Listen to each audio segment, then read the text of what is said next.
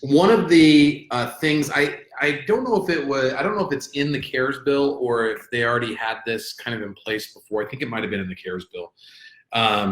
It's separate from the Paycheck Protection Program, but it's basically a tax credit to incentivize businesses to keep their workers on. And the way that I believe that it works is if you can prove that you took a 50% loss for a quarter compared to the same quarter the previous year in gross receipts, that you would be able to get a tax credit worth half of what the companies spent on wages up to $5,000 per worker, which sounds great.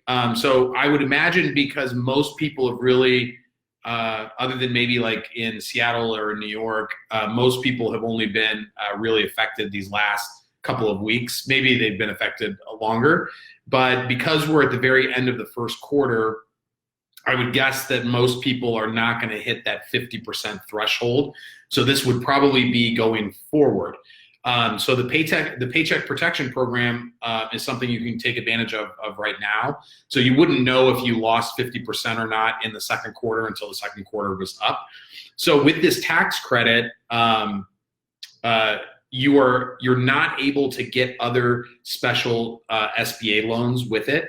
So I would just be, if you are potentially thinking about using it for the first quarter, if you did drop below 50%, you're going to really need to run the numbers, because I think what they're trying to do with this incentive is they're trying to cover people, have people keep their employees on the payroll through the end of 2020. So I think this actually runs through the end of 2020, whereas the Paycheck Protection Program only runs for 8 weeks in the between February 15th and June 30th of this year.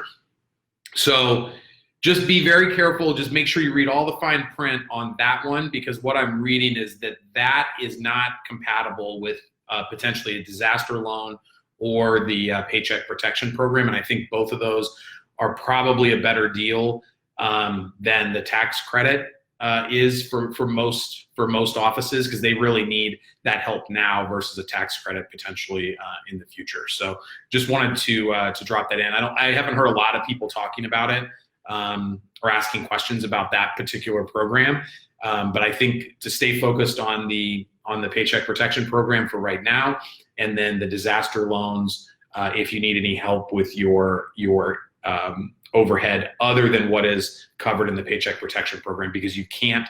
People have been wondering, can you get both? You can. You just have to get the disaster loan for the overhead that is not covered by the Paycheck Protection Program. So you can't use the disaster loan for your payroll if you're using the Paycheck Protection Program at the same time for your payroll, if that makes sense. So get through. My recommendation would be to get through the Paycheck Protection Program 8 weeks, and then you can always have the disaster loan there afterwards. Because I would imagine that they would allow you to use the disaster loan for payroll if your 8 weeks is up and they're not helping you with the payroll anymore, because it doesn't make any sense why they would eliminate that ability. They just don't want to.